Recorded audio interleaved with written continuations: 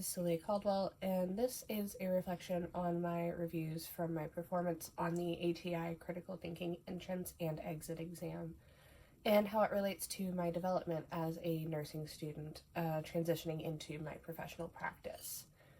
When comparing my overall performance, I saw a decrease in my composite score from 82.5% on the entrance exam to 72.5% on my exit assessment. My percentile rank also dropped from the 94th to the 57th percentile nationally. At first glance, this was surprisingly and honestly a little bit frustrating for me. However, when I looked deeper into the individual categories, the results told me a more nuanced story. I showed improvement in analysis, increasing from 83.3% to a perfect score of 100%, which indicates a stronger ability to organize and prioritize clinical information. My interpretation scores stayed the same at 83.3%. However, I saw decreases in explanation, evaluation, inference, and self-regulation, with inference dropping the most from 55.6% to 44.4%. Which stood out to me the most is that even though I feel more confident at the end of my program, that didn't fully translate into a higher standardized test performance.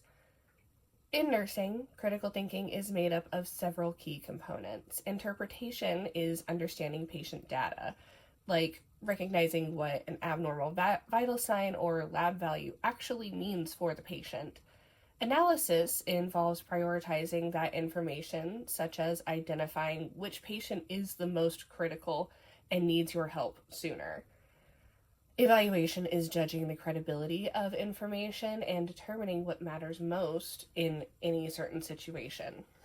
Inference is drawing conclusions, like recognizing the early signs of sepsis before it becomes obvious and your patient needs more help. And explanation is being able to clearly communicate your clinical reasoning to the healthcare team. Throughout nursing school, I've had real experiences that strengthen these skills. For example, during my practicum on the post-surgical unit at Adventist, I frequently had to prioritize multiple patients, which directly improved my analysis skills. This aligns with my increase to a perfect score in that category. I also developed strong interpretation skills through repeated exposure to patient assessments and recognizing patterns in patient conditions. However, my lower scores in inference and self-regulation reflect areas where I still need growth. Inference requires anticipating complications, not just reacting to what's already happening. In practice, I've noticed that I tend to rely on clear data rather than trusting my early clinical intuition. Similarly, self-regulation involves reflecting on and adjusting my thinking, which can be difficult in a fast-paced environment where tasks take priority over reflection. These weaker areas can directly impact patient outcomes.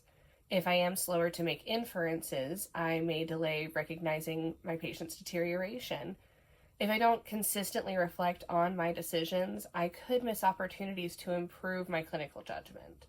Because of that, developing these skills is critical as I transition into my role as a new graduate RN. My goal for my first year of nursing practice is to strengthen my inference and self-regulation skills. Specifically, I will work on improving my ability to anticipate patient needs and reflect on my clinical decisions. I plan to do this by actively participating in post-shift reflections, asking for feedback from experienced nurses, and using tools like SBARs to organize and communicate my thinking more clearly. I will also take advantage of my nurse residency program and mentorship opportunities to continue building confidence in my clinical judgment. Additionally, I will intentionally pause during my shifts to ask myself questions like, what am I missing? Or what could happen with this patient? This will help me move beyond task completion and towards more proactive, higher level thinking.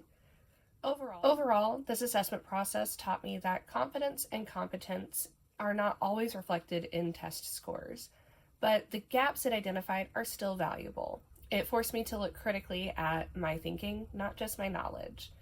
Strengthening my critical thinking skills will allow me to provide safer, more effective patient care, improve communication with the healthcare team, and ultimately become a more competent and confident nurse. Thank you.